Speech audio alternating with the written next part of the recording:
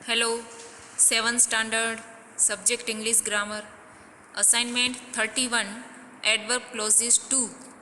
आज हम उसकी एक्सरसाइज करेंगे। Exercise 2।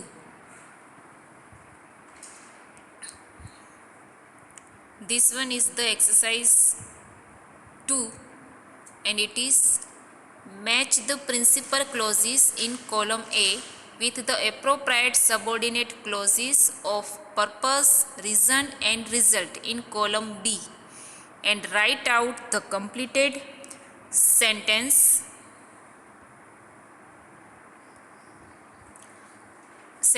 in the space provided below the table in the proper serial order। जैसा कि प्रीवियस असाइनमेंट में जैसे हमने एक्सरसाइज 2 मैच किया था, ये एक्सरसाइज भी वैसी ही है। ए कि जिसमें प्रिंसिपल क्लॉज दिए हैं और बी जिसमें सबऑर्डिनेट क्लॉजेस दिए गए हैं, और वो है पर्पस, रीज़न और रिजल्ट वाले हैं। ये सारे कैसे हैं? पर्पस वाले, रीज़न एंड रिजल्ट वाले एडवर्ब क्लॉजेस हैं। तो ये दोनों को हमको मैच करना है, और इसके लिए फर्स्ट एग्जांपल दिया है। फर्स्ट में है वी सो, तो उसके लिए आएगा that we may reap. We sow that we may reap, तो इधर हमने लिखा है we sow that we may reap. जैसा हम करेंगे वैसा हम पाएंगे। फिर उसके बाद सेकंड है सी रैन सो फास्ट। अब उसके रिलेटेड इसमें से कौन सा आएगा? She ran so fast that I could not overtake her. वही हम नीचे लिखेंगे she ran so fast that I could not overtake her. फिर उसके बाद थर्ड वाला आई हेल्प्ड हिम, तो वो है I helped him because he was very poor. तो वही हम इधर लिखेंगे I helped him because he was very poor. Fourth है ही स्पीक्स सो सॉफ्टली, तो उसके related that we can not hear him, तो इधर लिखेंगे he speaks so softly that we can not hear him.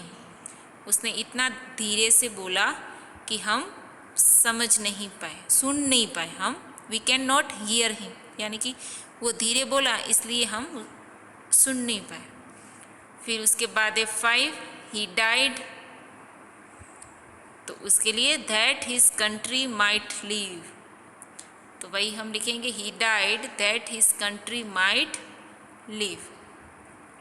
फिर उसके बाद 6 आई शैल एम्प्लॉय यू, तो उसके लिए लिखेंगे since you have promised to work hard. I shall employ you since you have promised to work hard. फिर उसके बाद 7 it rained so well that the farmers felt very happy. It rained so well that the farmers felt very happy. बहुत अच्छी बारिश आने के कारण,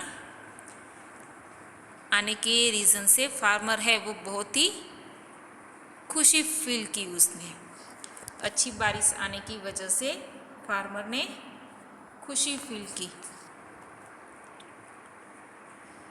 फिर उसके बाद है 8 his mother starved her self. His mother starved her self so that she might feed her son better, तो फिर से वही लिखेंगे his mother starved herself so that she might feed her son better। फिर उसके बाद 9th वाली है you will be able to explain this since you know English very well।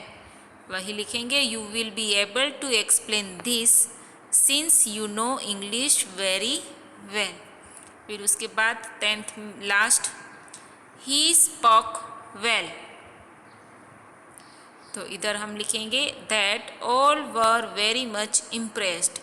He spoke well that all were very much impressed. उसने अच्छा बोला इसलिए सब लोग उससे इम्प्रेस, बहुत ही ज़्यादा इम्प्रेस हो गए थे। तो ये है वो इजी ही है।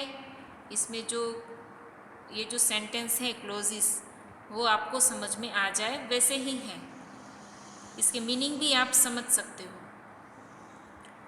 तो ये एक्सरसाइज आप अपनी ग्रामर बुक में ऐसे आपको लिखना है और प्रीवियस असाइनमेंट में भी आपने इस तरीके से लिख दिया होगा।